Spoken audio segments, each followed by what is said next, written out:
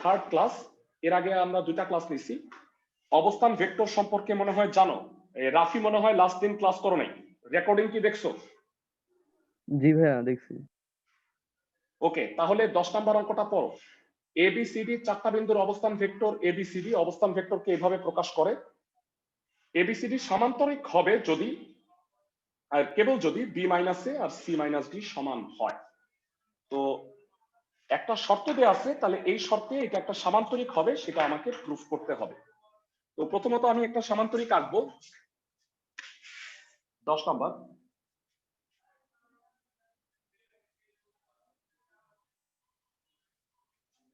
A B C D. এরা বলো তো, এই যে রাফি সাফিটা প্রশ্নটা করছিল যে কোন দিকে তীর চিহ্ন দিতে হয়, সমান্তরাল বলা একই দিকে তীর চিহ্ন দিবা। এটা বুঝছি, মানে এটা আমি বুঝছি, কিন্তু মানে মানে লেখার ক্ষেত্রে যেখানে আর কি এবি সমান্তরাল হ্যাঁ, ডিসি, এবি সমান্তরাল ডিসি, ওই জায়গায় কি উপরে ও দেওয়া লাগবে না? ওইটা লেখা যাবে। ভেক্টর তখনই লেখা যাবে এবি আর ডিসি সমান যখন এবি আর ডিসি হয় একই রেখার উপরে অবস্থিত, আদারওয়াইজ সমান্তরাল। আদারওয়াইজ এটা লেখা যাবে না। মানে সাপোজ আমি একটু বুঝায় বলি, সাপোজ এটা হলো এবি আর এটা হলো ডিসি। ধরো এবি আর ডিসি মানে সমান, কিন্তু এইটা লেখা যাবে না, কারণ এরা কি সমান্তরাল না ভাইয়া। এই কারণে এটা কিন্তু লেখা যাবে না। সবাইকে আমার কথা বুঝছো ক্লাসের প্রত্যেকে? তার মানে ভাইয়া সমান হওয়ার জন্য দুইটাই সমান হইতে হবে, সমান্তরাল সমান সমান, দিতে হবে। হ্যাঁ কারেক্ট। ভেক্টর রাশিকে তোমরা ফিজিক্সের সংজ্ঞা পড়ছো, ভেক্টর রাশিকে সম্পূর্ণরূপে প্রকাশ করতে হলে মান ও দিক উভয়ের প্রয়োজন হয়, পড়ছো না?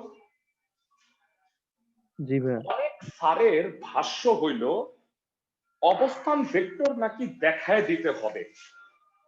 সাপোজ এটা ও, অবস্থান ভেক্টর গুলা নাকি এইভাবে দেখায় দিতে হবে, অনেক স্যারের ভাষ্য।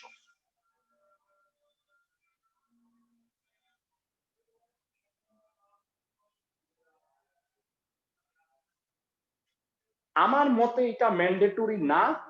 মানে ও একটা বিন্দু ধরে ও এ ও বি ও সি ও ডি, এইগুলা হইলো ছোট হাতের এ বি সি ডি, এইটা নাকি দেখায় দিতে হবে। যদি স্যারদের এটা কথা হয় স্কুলে, তাইলে সেটা করতে পারো। এই এসএসসি পরীক্ষার জন্য এটা ম্যান্ডেটরি না, আমি আগেও বলতেছি। বুঝছো, অবস্থান ভেক্টর না দেখাইলেও চলে, ও তো আসি, ও বিন্দুর সাপেক্ষে অবস্থান তো আমি ধরেই নিচ্ছি, সেই কারণে এটা দেখানোটা ম্যান্ডেটরি না। তারপর আমি তোমাদের বোঝানোর জন্য একে দেখাইলাম। মনে করি এ কমা B comma c comma D বিন্দু চারটির অবস্থান ভেক্টর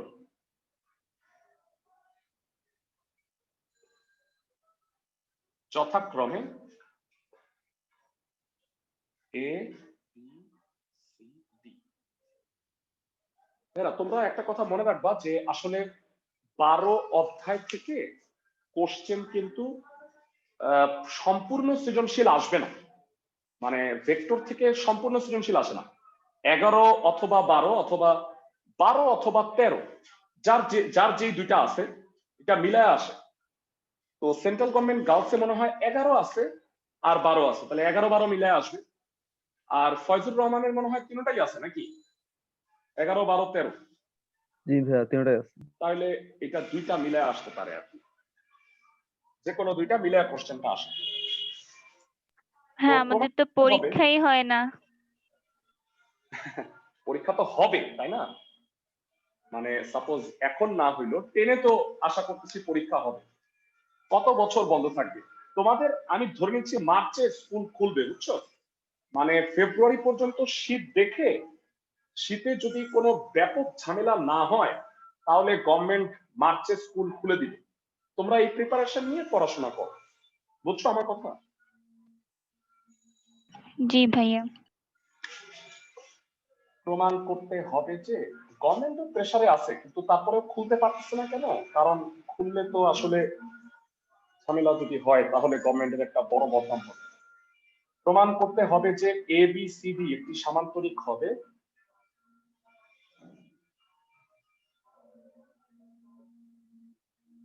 যদি ও কেবল যদি B minus A equal to C minus D হয়। তো প্রমাণে আমাকে একটু বলো এবি ভেক্টরকে কি বলা যায় ভেড়া, বলো তো এবি ভেক্টরকে মনে আছে? অবস্থান ভেক্টর অনুযায়ী এবি হচ্ছে B minus A, B minus A, এবং ডিসি ভেক্টর কত ভেড়া? C minus C D. Minus D. তো দেয়া আছে এই দুইটা হলো সমান,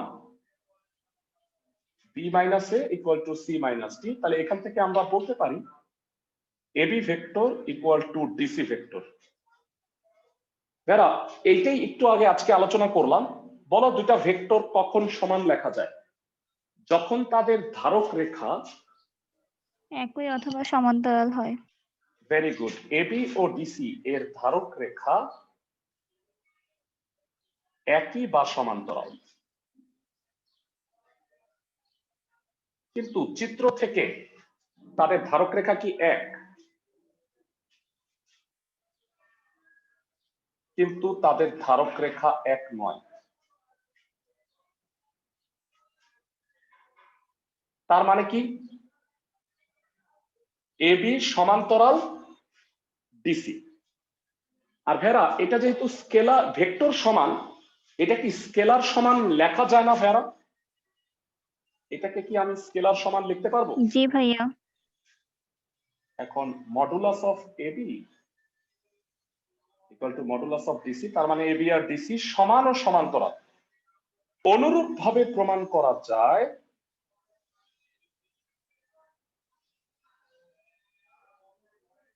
যে এডি ও বিসি পরস্পর সমান ও সমান্তরাল। তার মানে একটা চতুর্ভুজের দুইটা বিপরীত বাহু পরস্পর সমান ও সমান্তরাল হয়ে গেছে। তার মানে এবিসিডি একটা কি হবে বলো? সমান্তরাল।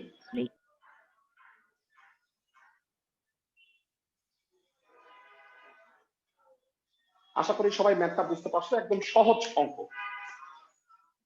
সবাই কি ম্যাথটা বুঝছো? ক্লাসের সবাই? ভাইয়া চিত্রটা এভাবে আঁকা কি জরুরি? না না, এটা জরুরি না, আমি আগেও বলতেছি। স্কুলের স্যারদের জিজ্ঞাসা করবা যে স্যার অবস্থান ভেক্টর কি দেখাবো কি দেখাবো না, দেখাইলে নাম্বার কাটতেন, মানে এটা জিজ্ঞেস করে নিবা, অনুমতি নিয়ে নিবা, বুঝছো? মানে আচ্ছা ঠিক সেন্ট্রাল আছে ভাইয়া। গভর্নমেন্ট গার্লস স্কুলে আমি দেখছি যে গত বছর 10-এ যারা, মানে এই বছর যারা এসএসসি দিচ্ছে, তারা বললো যে তাদেরকে নাম্বার কেটে দিছে অবস্থান ভেক্টর না দেখানোর কারণে, বুঝছো? এই কারণে বলে নিলাম, বুঝছো আমার কথা? 15-র গ নাম্বারটা একটু দেখো। 15-র গ প্রশ্নে বলছে বিসিইডি একটা ট্রাপিজিয়াম যার ডিই আর বিসি হলো সমান্তরাল। মানে এটা আসছে কিভাবে জানো? এটা আসছে এভাবে, দেখো।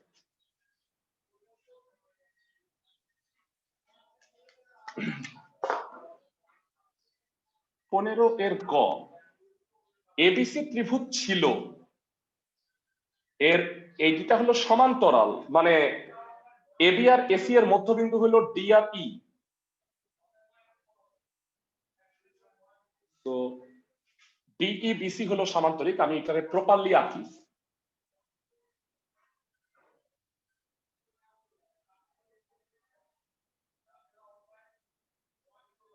ডিইবিসি বা ডিবিসিই, ডিবিসিই হলো একটা ট্রাপিজিয়াম যার কর্ণ দুইটা হলো ডিসি আর বিই, যাদের মধ্যবিন্দু দুইটা হলো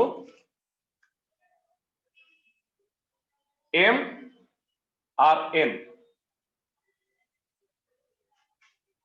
এম আর এনই তো বলছে না? হ্যাঁ। তো আমাকে প্রমাণ করতে হবে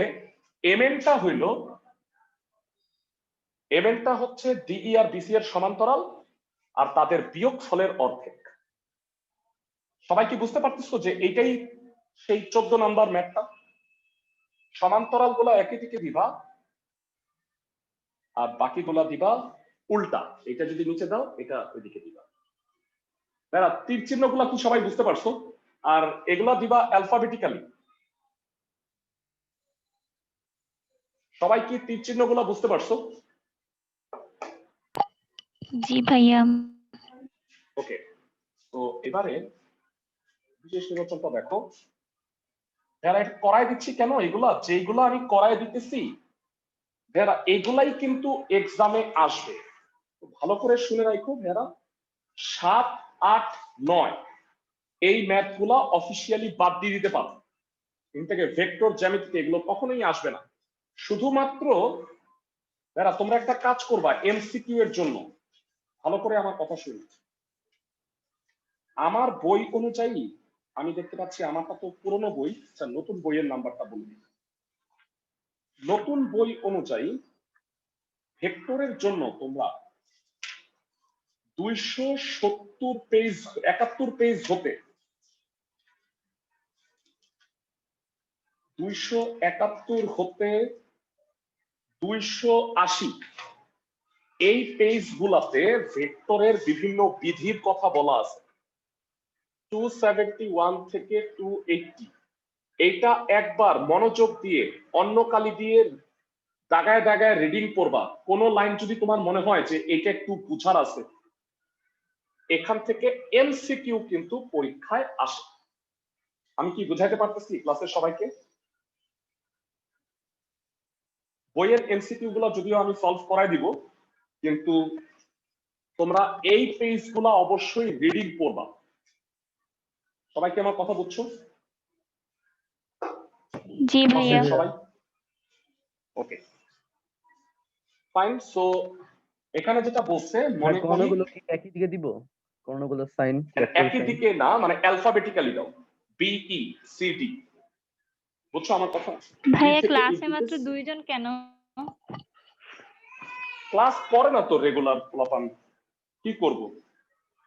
মানে গতদিন ক্লাস করছে যারা, এই আনাস আর ওই যে রুফাইদা তারান্নুম, ওরা তো আজকে আবার নাই।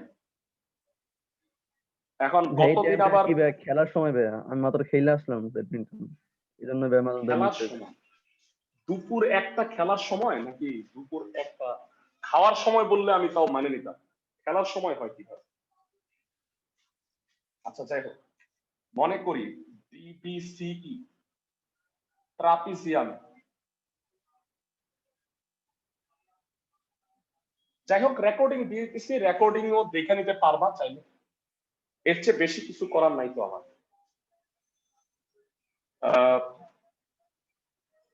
বিই ও ডিসি কর্ণের মধ্যবিন্দু যথাক্রমে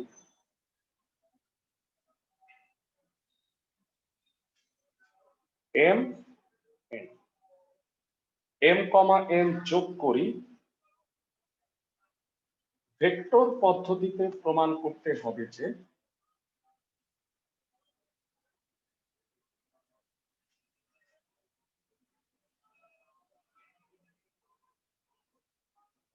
এম এন সমান্তরাল ডিই সমান্তরাল বিসি এবং M N equal to half BC minus D. এবার প্রমাণে আমাকে একটু বলো ভেরা, এই চারটা বিন্দুর অবস্থান ভেক্টর ধরে নিবা। ধরি ভেক্টর মূল বিন্দু ও এর সাপেক্ষে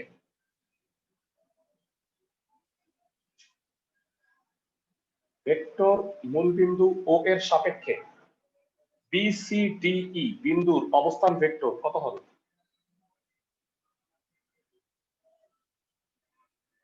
চার বিন্দুর অবস্থান ভেক্টর কত হবে? ক্লাসে কে কে বলতে পারবা? B C D E. এবার জানতে চাই, লাস্ট ক্লাসে আমরা বলছিলাম, বলতো ভেরা বিই কর্ণের মধ্যবিন্দু এম অবস্থান ভেক্টর কত হবে? Half of B plus E. Very good. BE কর্ণের মধ্যবিন্দু এম এর অবস্থান ভেক্টর এম হবে half of B plus E. Similarly CD কর্ণের মধ্যবিন্দু এন এর অবস্থান ভেক্টর কি হবে? Half of C plus D. Half of C plus D যোগ করে 2 দিয়ে ভাগ, এটাই হলো মধ্যবিন্দুর অবস্থান ভেক্টর। তো এবারে mn ভেক্টর কত আমাকে একটু জানাও। mn n minus m. n minus m, very good. n minus m মানটা বসাও, half c plus d minus half b plus e. So half c plus d minus b minus e. এটা গেল। এবারে একটু মুছে দিই, হাফ বেড়া বলো বিসি মাইনাস ডিই প্রমাণ করতে হবে। বিসি কে কি বলা যায়?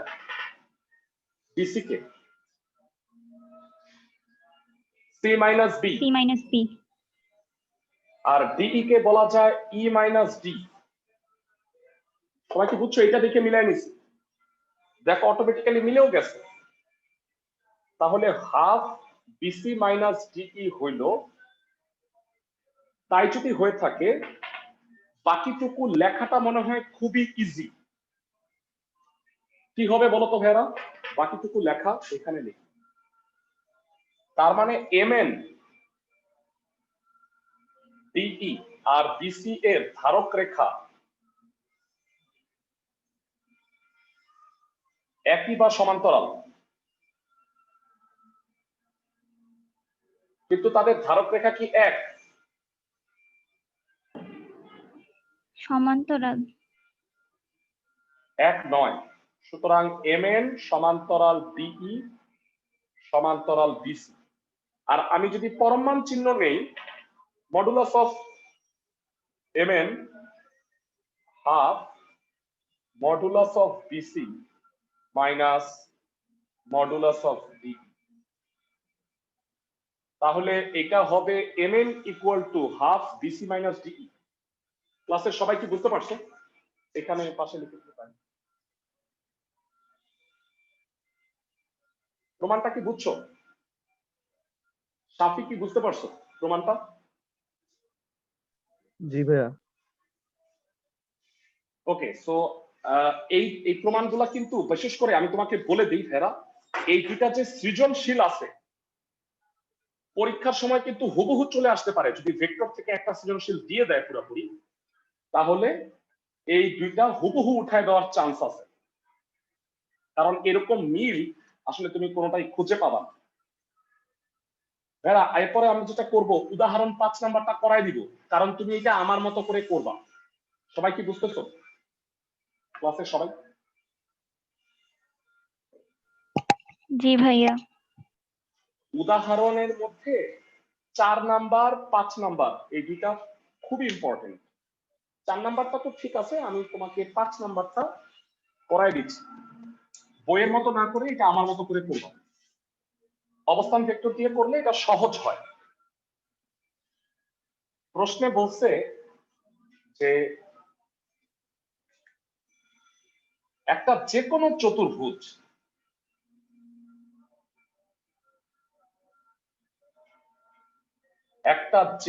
চতুর্ভুজের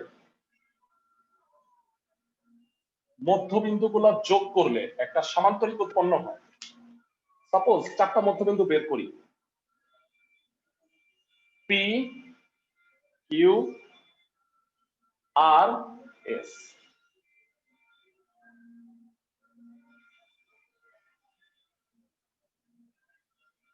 তো এবার বলো এই পি কিউ আর এস একটা সামান্তরিক কখন প্রুফ হবে? পি কিউ আর এস বিপরীত বাহুগুলো সমান ও সমান্তরাল হলে। Very good.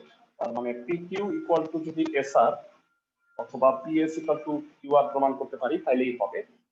আর বাকিগুলা তীর চিহ্ন দাও, মানে বিপরীত বাহুগুলা উল্টা দিকে দিবা, এটা খেয়াল রাখবো। মানে চতুর্ভুজের ক্ষেত্রে যেটা করবা, পরপর 3টা একই দিকে দিয়ে চতুর্থটা বিপরীত দিকে দিতে পারো, কারণ এইটা তো কোনো সামান্তরিক বা রম্বস না বা আয়তক্ষেত্র না যে আমার বিপরীত বাহুগুলা সমান্তরাল যেগুলো সেগুলো একই দিকে দিতে হবে। যেটা করবা 3টা বাহু পরপর একই দিকে আর চতুর্থটা বিপরীত দিকে দিবা, ত্রিভুজের মতো। বুঝতে পারছো তীর চিহ্ন দেওয়ার নিয়মটা? দেখো রম্বস সামান্তরিকের ক্ষেত্রে কিন্তু আমি সমান্তরাল গুলা একই দিকে তীর চিহ্ন দিছি, আমার কথা কি বুঝতে পারছো ক্লাসের সবাই? জি ভাইয়া। ওকে, তো এবারে যেটা PQRS কে সামান্তরিক? PQRS সমান্তরিক প্রুফ করতে হবে সবার, এটা প্রুফ করবে। তো ফার্স্ট অফ অল মনে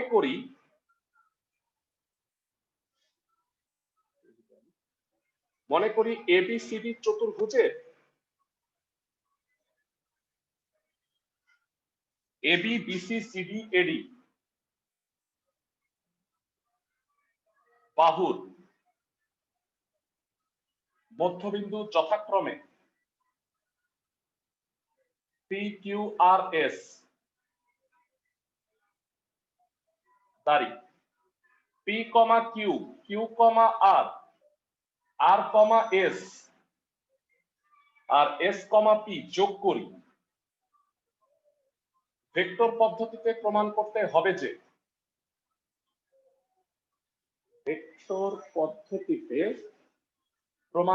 হবে যে PQRS একটি সামান্তরিক।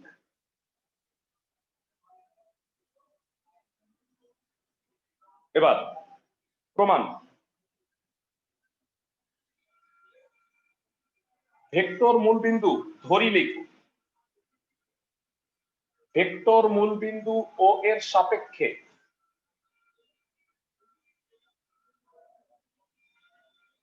ABCD এর অবস্থান ভেক্টর কত হবে? A, B, C, D। এবার জানতে চাই P বিন্দুর অবস্থান ভেক্টর কত? শর্টকাটে লিখি, AB এর মধ্যবিন্দু P কত হবে? হাফ অফ AB এ এর plus B. Half of A plus B। Q কত হবে? Half of B plus C. আর কত হবে? Half of half C of plus C D। Plus D. আর S হবে half of A plus D। আমার টার্গেট হইল PQ আর SR সমান প্রমাণ করা।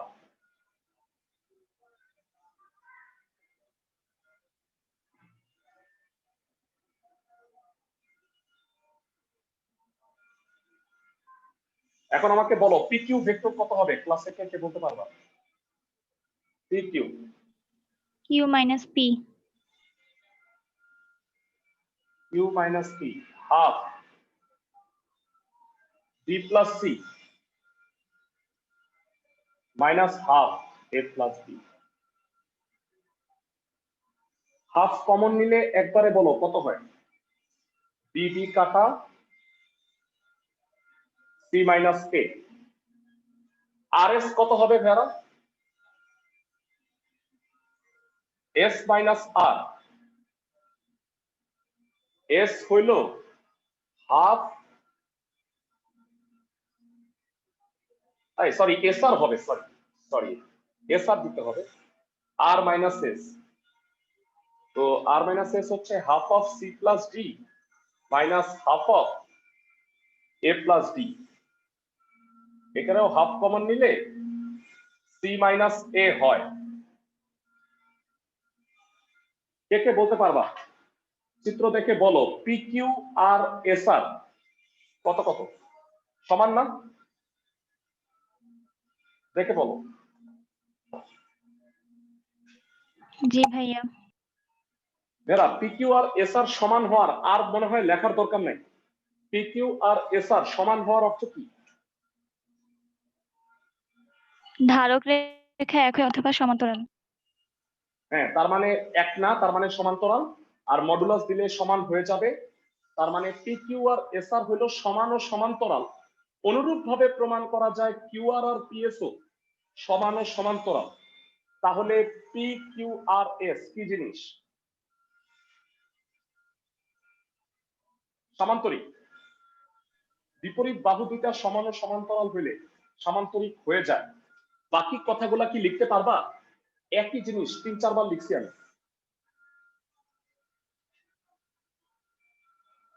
সবাই কি বুঝতে পারছো?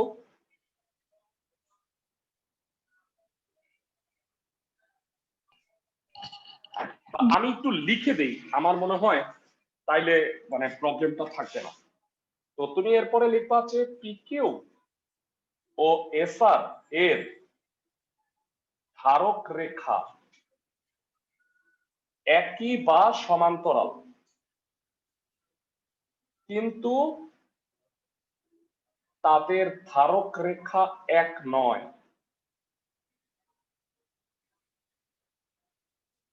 সুতরাং পিকিউ সমান্তরাল এসআর। আবার মডুলাস নাও, তার মানে পিকিউ ইকুয়াল টু এসআর। তাহলে পিকিউ আর এসআর সমান ও সমান্তরাল। অনুরূপ ভাবে প্রমাণ করা যায়, কি বলতে পারবা? কিউআর আর পিএস অনুরূপ ভাবে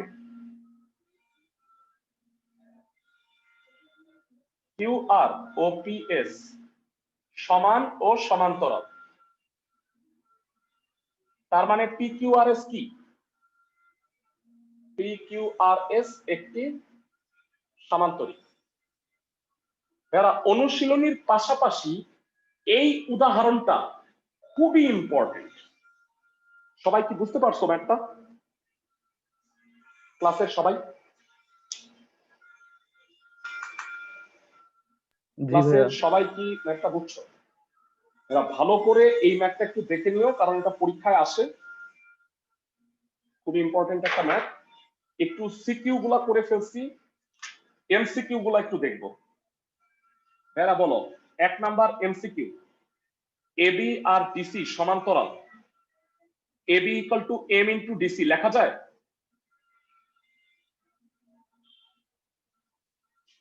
এরা দুইটা সমান্তরাল হইলে তাদের মধ্যে একটা স্কেলার সম্পর্ক থাকে না? জি ভাইয়া।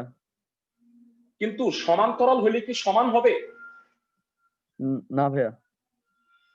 আর উল্টাটা তো প্রশ্নই আসে না, তাহলে এটার উত্তর শুধু এক হবে। সবাই কি বুঝতে পারতেছো? ভাই এক নাম্বার আবার একটু বলবেন?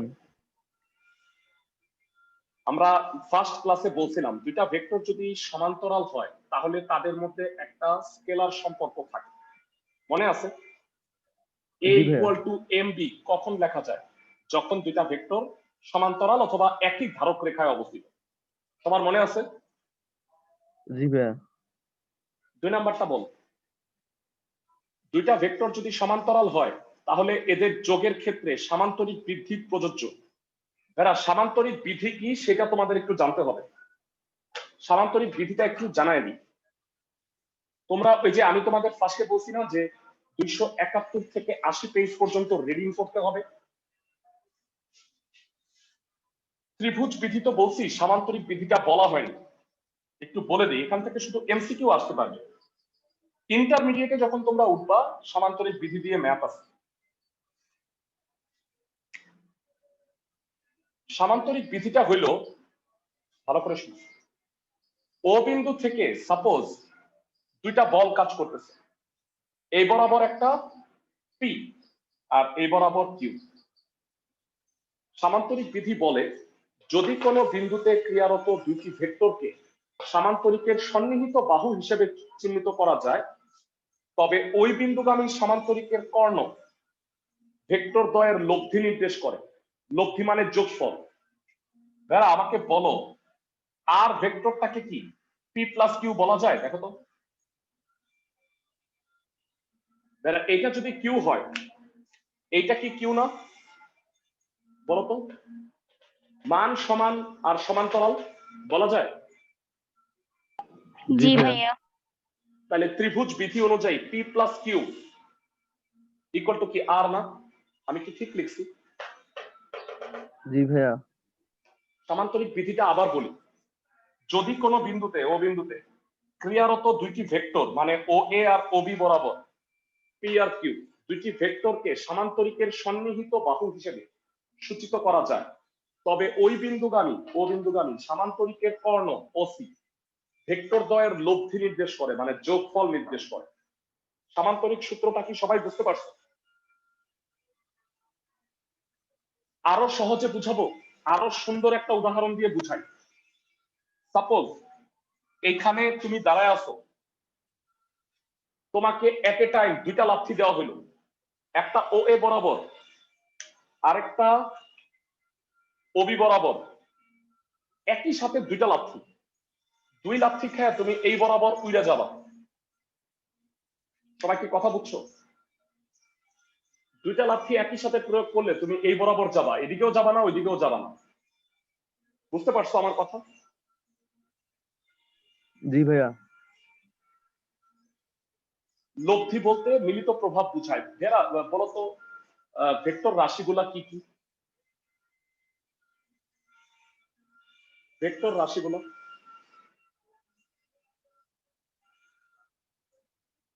ভেক্টর রাশিগুলা কি কি?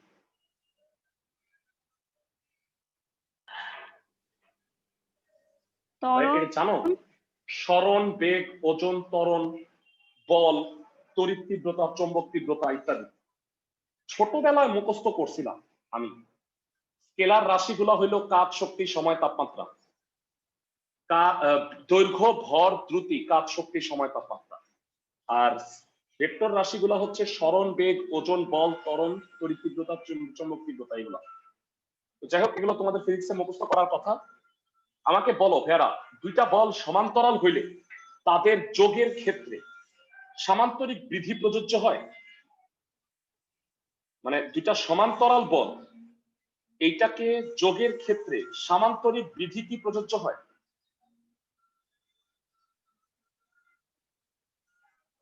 দুইটা বল যদি সমান্তরাল হয় ভেরা, তাদের যোগ করবা তুমি, সেক্ষেত্রে কি সামান্তরিক বিধি প্রযোজ্য হয়?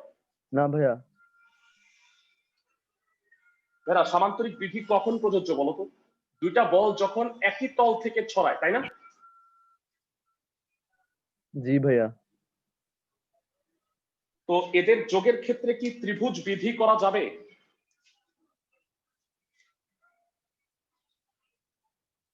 সমান্তরাল হলে কি ত্রিভুজ বিধি করা যাবে?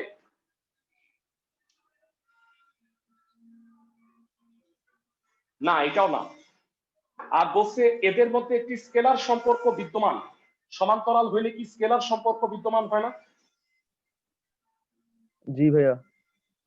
তো উত্তর হবে শুধুমাত্র 3। এরপরে আসো। ভাইয়া আমার বইয়ের মধ্যে লেখা এদের দৈর্ঘ্য সর্বদা সমান। এটা ভুল আছে, দৈর্ঘ্য সমান না, দৈর্ঘ্যের মধ্যে স্কেলার সম্পর্ক বিদ্যমান হবে। বুঝছো আমার কথা? এটা একটু কেটে ঠিক করে নাও। এদের দৈর্ঘ্য যদি সর্বদা সমান বলে তাহলে একটাও কারেক্ট না। সবাই কি আমার কথা বুঝছো? মানে সামান্তরিক, ত্রিভুজ বিধি কোনোটাই প্রযোজ্য হয় না, দৈর্ঘ্য সমান না, তাহলে তো একটাও অ্যান্সার নাই। 3 নাম্বারটা একটু পড়ো। এবি আর সিডি সমান, এবি আর সিডি সমান্তরাল, কোনটা লেখা যায়? আচ্ছা, এখানে উত্তর লেখা রাখছি যদি। এবি আর সিডি সমান ও সমান্তরাল হইলে কি ভেক্টর সমান হয় না ভেড়া? জি ভাইয়া। আচ্ছা, নেক্সট 4 নাম্বারটা পড়ো। এ এ বিন্দু, এটা কি ভেক্টর বলো তো ভাইয়া? এ এ ভেক্টর, এ বিন্দুতে শুরু হয়ে এ বিন্দুতেই শেষ হয়ে গেছে, তাইলে এটা হলো বিন্দু ভেক্টর আর এটা হলো শূন্য ভেক্টর। একক ভেক্টর কি বলতো? যেই ভেক্টরের মান 1, তাহলে এইটার উত্তর 1 আর 3 হবে। সবাই কি বুঝতে পারো ক্লাসের সবাই? জি ভাইয়া। আচ্ছা, এই 5 নাম্বার কোশ্চেনটাও ভুল আছে। এইটা AB plus BC equal to AC হবে, যে এখানে সি এ দেওয়া আছে, কারেকশন করে নাও। মানে এইখানে যে উত্তরগুলো আছে একটাও ঠিক হয় না তাতে। আমি দেখি নতুন বইতে কারেকশন করছে কিনা, একটু দেখে নিই। আমার কাছে নতুন বইটাও আছে।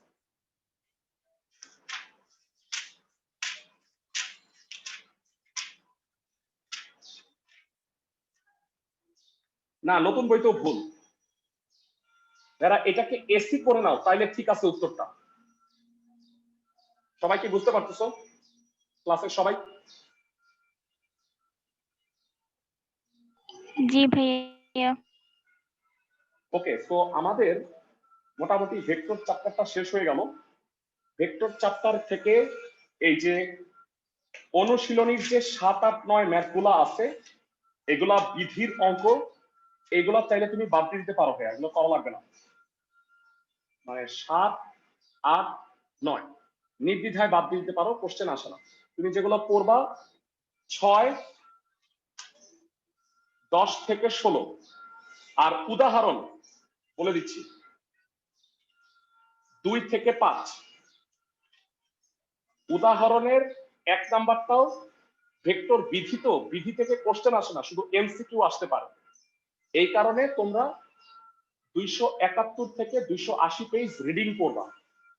সবাই কি বুঝতেছো ক্লাসের সবাই? জি ভাইয়া। ওকে, তাহলে তোমাদের সিলেবাসের কার কি অংশ পড়া লাগবে সেটা আমাকে একটু গ্রুপে জানাও, যে ভাইয়া আমাদের এইটা বাকি আছে। যদি কোনো অংশ ভাইয়া বাদ জেনারেল থাকে, ম্যাথের 5.12 দরকার। জেনারেল ম্যাথের 5.12 তো করাইছি, আমার কাছে এটার আছে, রেকর্ডিং আছে, দিয়ে দিব নে, অঙ্ক দেখলেই পারবা। বুঝছো আমার কথা? জেনারেল ম্যাথের 5.12 এটা ক্লাস 8-এ তোমরা সরল সমীকরণ সমাধান করছো না? জি ভাইয়া। 5.1 আর 2 তো আমাদের কোচিং বন্ধ হওয়ার আগে কোন হইছে। হ্যাঁ হ্যাঁ, কোচিং বন্ধ করানোর আগেও আমি করাইছি, তুমি একটু খাতা দেখো, আর যদি না থাকে আমাকে বইলো, আমার কাছে রেকর্ডিংও আছে, ক্লাস 10 কে পড়াইছি। বুঝতে পারছো? জি ভাইয়া। আচ্ছা, আর এই যে তোমার এই রুফাইদা তারান্নুম, তোমার সিলেবাসের কি কি অংশ বাকি আছে? তুমি তো যেহেতু পরে জয়েন করছো, তুমি আমাকে একটু জানাও, তাহলে আমি চ্যাপ্টার ওয়াইজ তোমাকে এই ভিডিও লিংক গুলা দিব না, তুমি ওটা দেখে ক্লাসগুলা করতে পারবা। বুঝছো জি আমার কথা? স্যার। ওকে, তুমি আমাকে জানাও যে কোন কোন টপিক বাদ আছে, কারণ আমরা যারা ডিসেম্বর মাসটা মনে হয় অফ রাখবো ক্লাস 9। জানুয়ারি থেকে আমরা 10-এর আবার কার্যক্রমটা স্টার্ট করব। মানে তোমাদের যে টপিক গুলা পড়ো নাই, 10-এর কার্যক্রমটা হবে 2টা ভাগে, বলে দিই। প্রথমে 9-এ যেই চ্যাপ্টার গুলা পড়ো নাই সেই চ্যাপ্টার গুলা শেষ করব। শেষ করার পরে যেই অনুশীলনী গুলা 9-এ পড়ছো কিন্তু তোমাদের প্রবলেম আছে, সাপোজ আমি কয়েকটা চ্যাপ্টারের উদাহরণ দিই, সাপোজ ধরো এই ভেক্টর, তারপরে 8.3 বা ধরো যে ফাংশন, এই চ্যাপ্টার গুলাও পড়াবো। শেষ হয়ে যাওয়ার পরে আমরা টেস্ট পেপারটা সলভ করব। মানে এই বছরও আমি টেস্ট পেপার সলভের একটা কার্যক্রম রাখছি, যেটা শেষ করছি কিছুদিন আগে ক্লাস 10-এর। তোমাদেরও সেই কার্যক্রমটা আগামী বছর পড়াবো। সবাই কি বুঝতেছো ক্লাসের সবাই? জি ভাইয়া। জি ভাইয়া। আর মোটামুটি আমার অধ্যায় ভিত্তিক সৃজনশীল প্রশ্ন, মানে অধ্যায় ভিত্তিক সলভ তো আছে, তোমার যার যেটা লাগবে বললে আমি সেই এগুলা দিয়ে দিব, লিঙ্ক গুলা, তোমরা ওইটা দেখে ক্লাসগুলা করে নাও। আর কোনো প্রবলেম থাকলে গ্রুপটা অন থাকবে, তোমাদের সমস্যা আমাকে গ্রুপে বললে আমি সলভ করাই দিব। সবাই কি বুঝতেছো?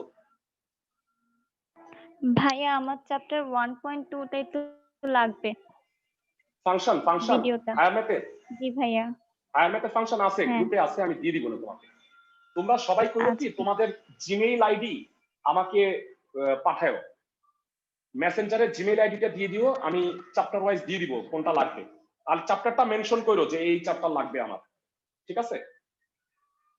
ভালো থাকো সবাই।